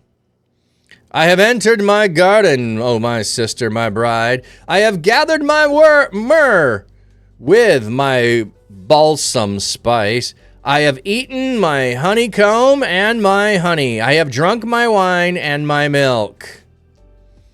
More or less, like you invited me, and I'm enjoying it. The poet to the couple. Eat, friends, and drink. Drink freely, O lovers. There is no little debate about the identity of the speakers and the audience addressed. There are 5 options. He is addressing the bride. The bride is addressing him. The wedding guests are addressing him and his bride. He and his bride are addressing the wedding guests. Oh, it could be a back and forth. Eat, friends, and drink to the wedding guest. And they reply back, drink freely, O lovers. Like, this is a toast. Oh, that's beautiful. The poetry addresses him as his bride when dealing with the issue, the following factors. The form of both the exhortation and the addressees are plural.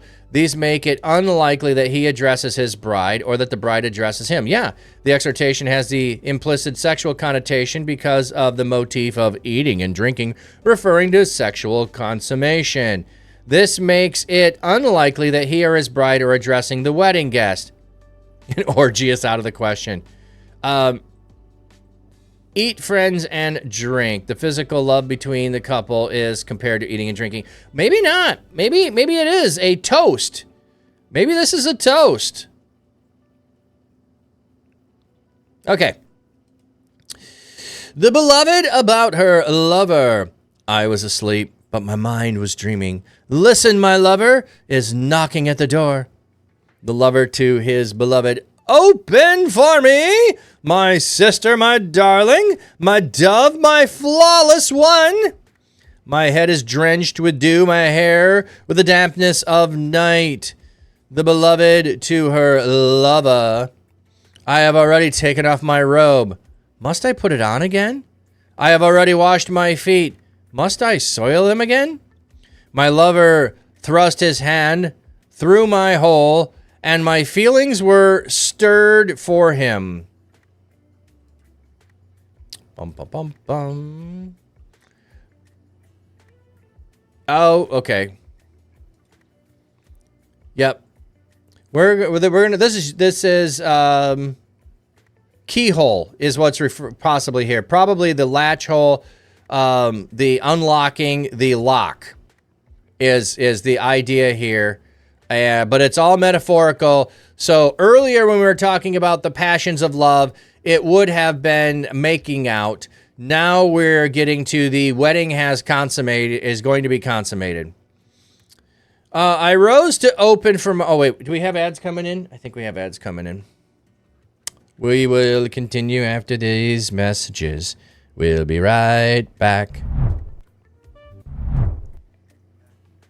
He's got that flat cap dapper look, making waves online, spreading the word on Twitch.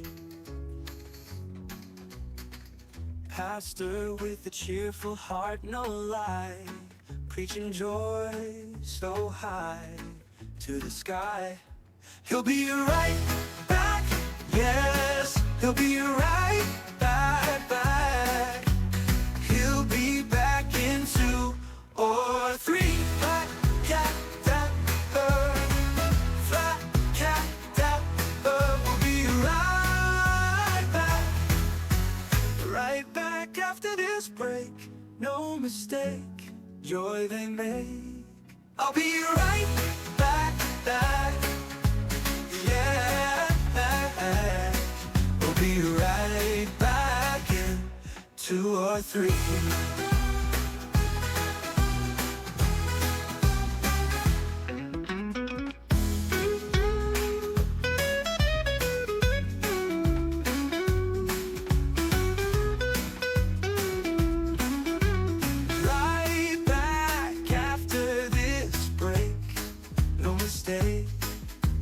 Joy they make.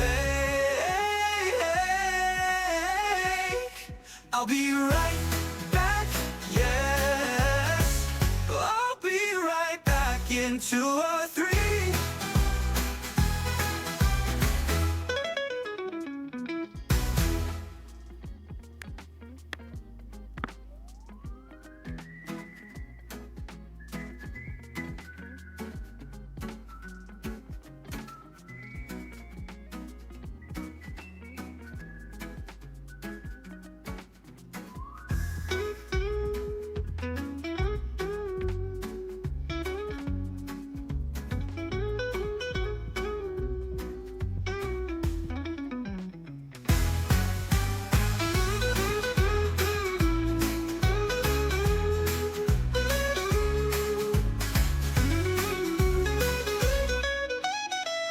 Right back after this break, no mistake, joy they make. I'll be right back, yes. I'll be right back in 2 or 3.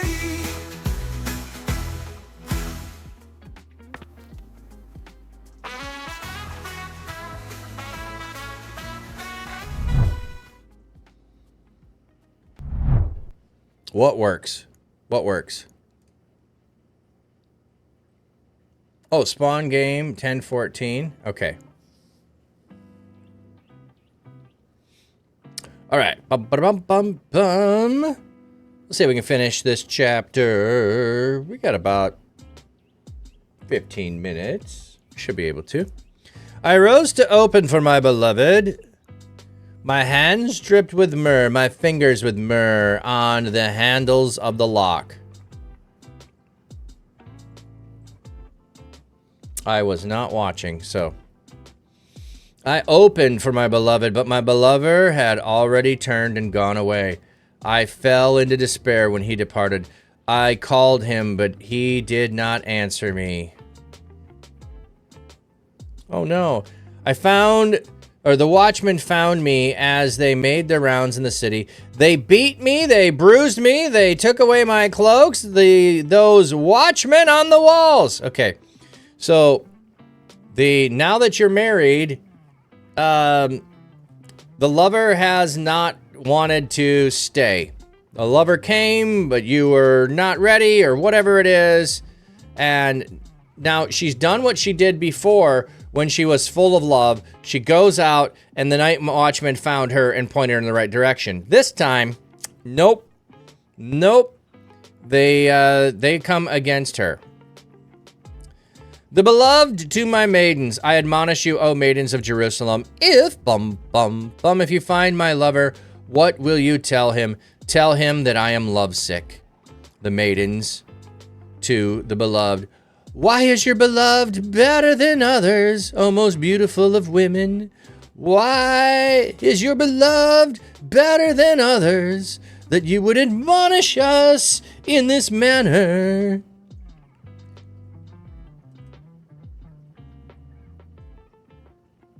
The beloved to the maidens. The beloved to the maidens. Oh, the maidens to the beloved back to the maidens. My beloved is my darling and ruddy. He stands out in comparison to all other men. His head is like the purest gold. His hair is curly, black like a raven. His eyes are like doves, just like mine. By streams of water, washed with milk, mounted like jewels. His cheeks are like the garden beds full of balsam trees yielding perfume. His lips are like the lilies, dripping with drops of myrrh. His arms are like rods of gold set with chrysolite. His abdomen is like polished ivory inlaid with sapphires. The guy has a six-pack. The term me'eh is used to reference to several things in the Old Testament: the womb of a woman and man's loins, the inward parts of a person, such as the stomach or intestines, which used to digest food, the external stomach or abdomen muscles. So, okay, so either he's got a six-pack or he's packing down below. That's what she's saying here. His legs are like pillars of marble set on bases of pure gold. His appearance is like Lebanon, choice as its cedars. His mouth is very sweet. He is totally desirable. Is the plural of the noun desire. Okay, so that's what they're talking about. This is my beloved. This is my companion, O maidens of Jerusalem. Oh, is that it? Is that the end? Did we get to the end? How many? No, why will it not go to 6?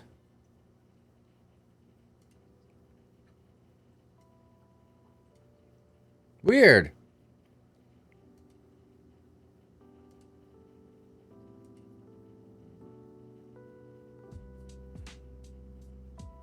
Weird. It wouldn't scroll to 6. Okay, I didn't think it was done. Okay. The maidens to the beloved. Where has your beloved gone, O most beautiful among women? Where has your beloved turned? Tell us that we may seek him with you. So she's persuading all the maidens to help her. It's taken a bit, but they're finally persuaded. The beloved to the maidens.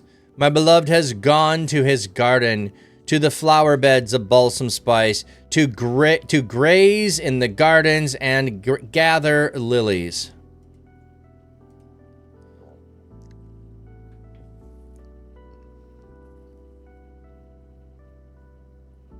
It either literal or figurative description of sheep gathering. The verb is used twice, referring to sheep grazing. So maybe he's out working. He's gone to do work.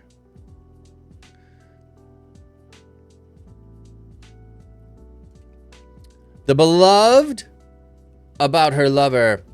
I am my lover's, and my lover is mine. He grazes among the lilies. So he said this earlier of her. My beloved to me.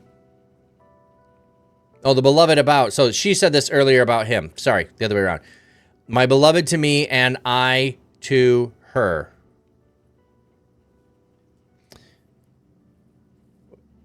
No, this is beloved to the lover. This is her. My beloved is mine, and I am his. Again, repeating that. The lover to the beloved. My darling, you are as beautiful as Tisra, as lovely as Jerusalem, as awe-inspiring as bannered armies. Turn your eyes away from me. They overwhelm me. Like, quit batting your eyes at me. I can't take it. Your hair was like a flock of goats descending from the mountain. Like, I'm trying to work here. I can't be thinking about you. I gotta tend some sheep. Your teeth are like a flock of sheep coming up from the washing. Each one has a twin. Not one of them is missing. We had this earlier. We're repeating the line. He's singing the song again. He can't get her out of his head. Like a slice of pomegranate is your forehead behind your veil. There may be 60 queens and 80 concubines and young women without number. But she is unique. My dove, my perfect one. She is the special daughter of her mother. She is the favorite of the one who bore her. The maidens saw her and complimented her. The queens and the concubines praised her. Who is this who appears like the dawn, beautiful as the moon, bright as the sun, awe-inspiring as the stars in procession? The lover to his beloved. I went down to the orchard of walnut trees. Okay, why walnut trees? Egaz nut refers to the walnut or walnut tree. The singular form is used collectively here to refer to the grove of walnut trees. Okay, I'm wondering if they're black walnuts, and so if we're going back to a reference to she had dark skin to begin with, that might be a reason for using walnut tree. Otherwise, I don't think walnuts are poetry language usually. I looked for the blossoms of the valley to see if if the vines had budded, or if if the pomegranates were in bloom. I was beside myself with joy. There, please give me my myrrh, O daughter of my princely people. The lover to his beloved. Turn, O perfect one. Turn, that I may stare at you. So is this internal dialogue? Is this what this is? I gotta catch a glimpse of you. The beloved to her lover. Why do you gaze upon the perfect one like the dance of the Mahananim? The dance of two camps. Oh. If you don't remember two camps, that was when there were the angels that Jacob saw before he met Esau. The two armies, the dance of the two companies, it's the dance of the Menahem, is a Menahem dance, meaning the individual term is clear. Terms is clear. The noun denotes dance in the ringing, denotes encampment of armies, two armies. However, the meaning of the genitive construct is unclear. Dance of the two camps, armies? The dance of the two Manahim?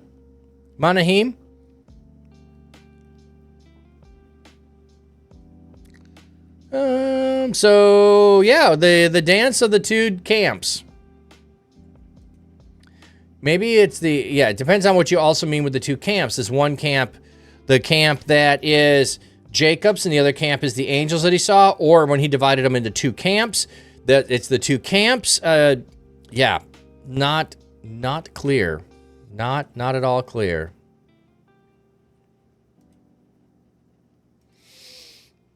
I think we're going to stop there for today. We'll leave 7 and 8, which won't be much, but we usually are only an hour on Wednesday, so...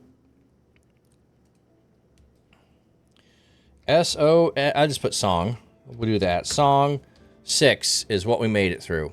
Song 6. We got 2 left. Next time. Okay, those that weren't here, Tuesdays I'm going to be out for a while in the morning. I'm teaching some courses that the time schedule is when I'm streaming. This is kind of inconvenient to people to schedule stuff when I'm already got stuff scheduled. Just kidding. But that's when it worked. That's when we're doing it. It's with people in another country. So it's convenient for them, not convenient for me to jump on. So doing that for the next 5 weeks. And then we'll be back on Tuesdays, hopefully after that. I will be doing some pop-up streams here and there of riding the bike. So later today, expect me to be riding.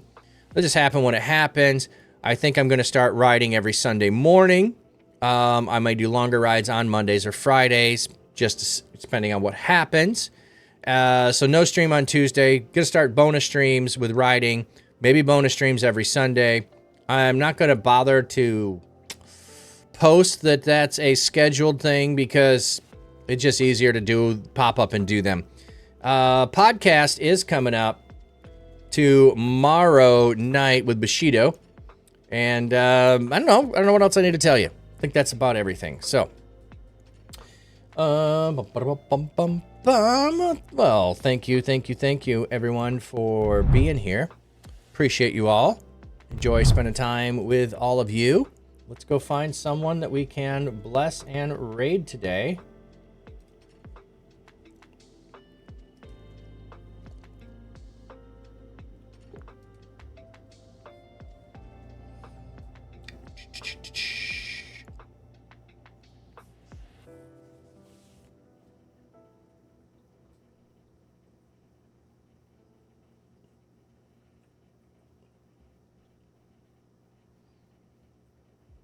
Oh,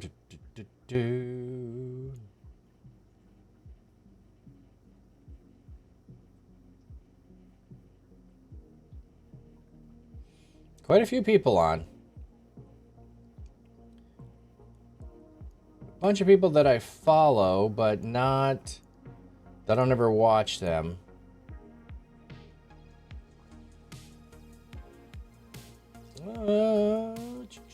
Let's go to P. Tony. What is P. Tony doing?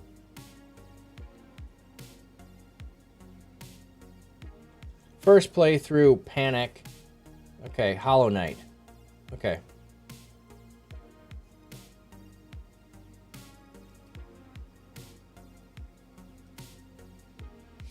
All right. Let's just pray for 10-2, and I'll give you a blessing. So, God, we're just praying for workers for the harvest because the harvest is plentiful and the workers are few. So just pray that you will continue to raise up more people in digital spaces. Pray that the conferences will help us be able to do that, and that you will put burdens on people's hearts to be salt and light wherever they are. In Jesus' name, amen. May God's seeking comfort find you. May his loving arms bind you. May his might protect you. May his wisdom direct you. May the joyous love of Jesus Christ be with you and all those you know, both now and forevermore. Amen. Thank you, everybody, for being here. Love you, appreciate you. Have a blessed day.